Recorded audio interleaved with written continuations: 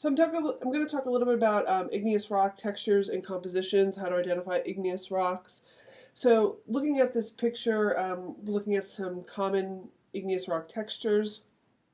First one is pegmatite. Pegmatite means really large crystals. And you can see here, here's a pencil for scale. All these crystals are really, really big. So that's what a pegmatite is. They're bigger than 10 millimeters. They're large.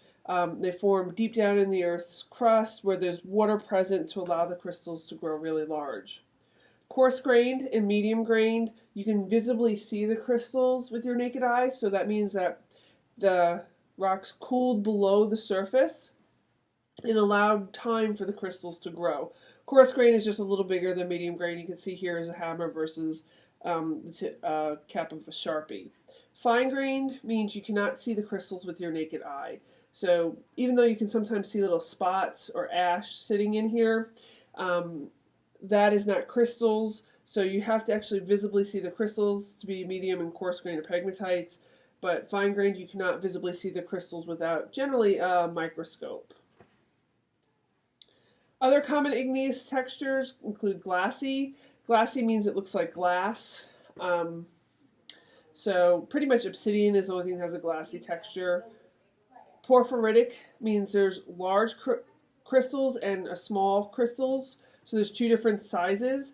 The big crystals are called phenocrysts. Which actually, let me just type this out for you.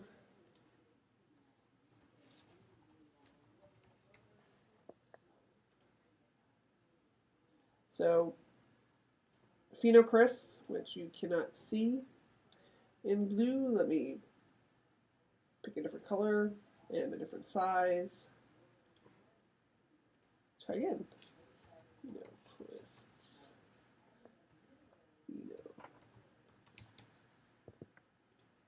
So the phenocrysts are the large crystals, and the ground mass is the small crystals.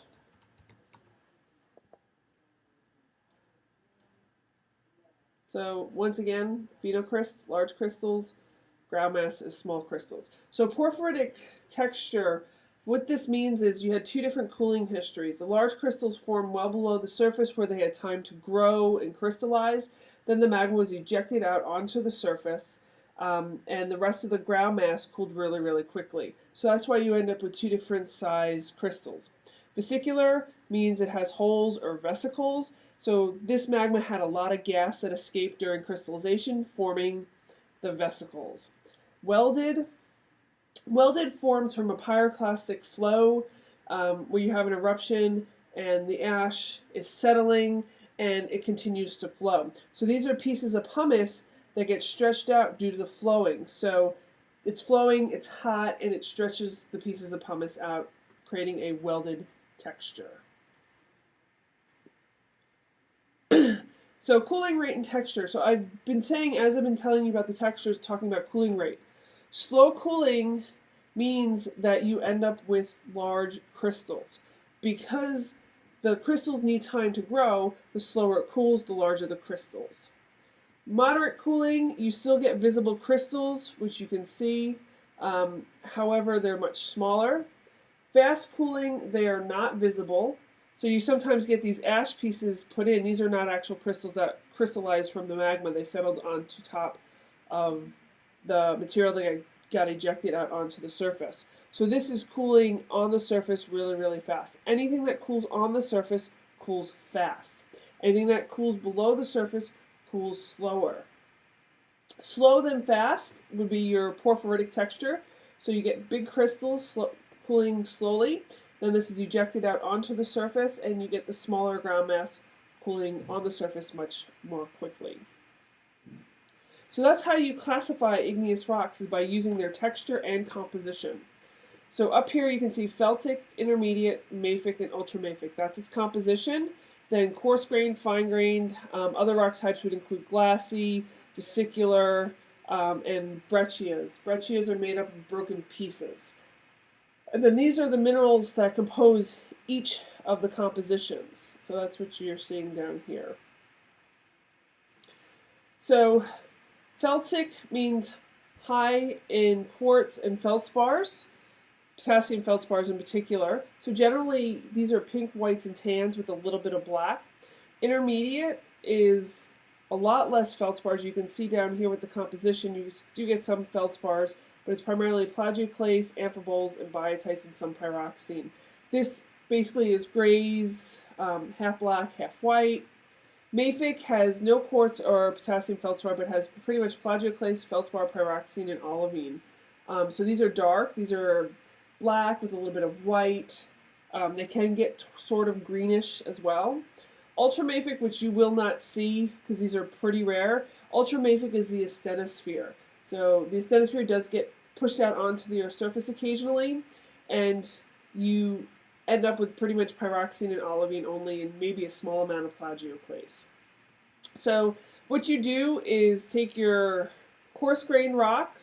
If you have a coarse grain rock and it's felsic, that'd be a granite or a granite pegmatite, depending on the size of the crystals. If it's intermediate coarse grain, it's diorite. If it's mafic and coarse grain, it's gabbro.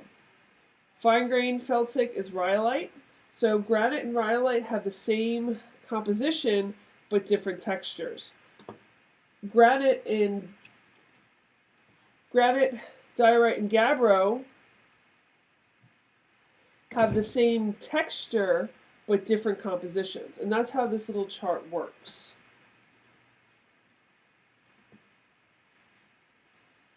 So looking at felsic rocks once again are pinks, tans, and whites. Notice in your granite, because you can see crystals and it's felsic composition, that's what makes it granite. Mostly, here's potassium feldspar, here's the quartz.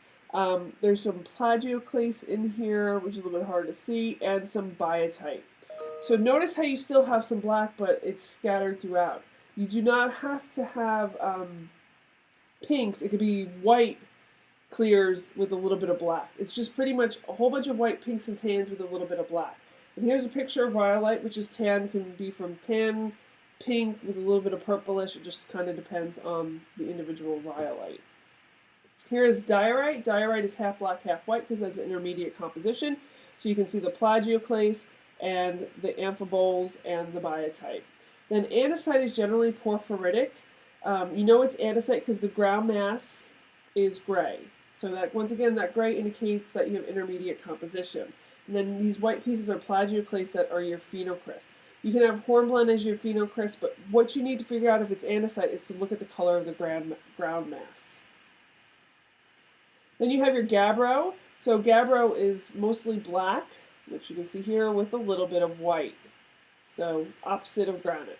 And then basalt is pretty much all black. It might have some olivine with some green in it.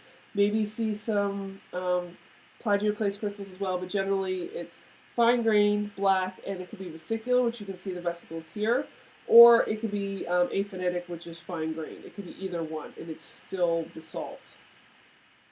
Here's peridotite, which is pretty much green. It's made out of peridot, so it's green. You won't see this, and your ultramafic lava, which is shown here, which is even more rare. So hopefully that clarifies how texture relates to cooling and how compositions vary. So you can have the same composition but different texture, so that means they have different cooling histories.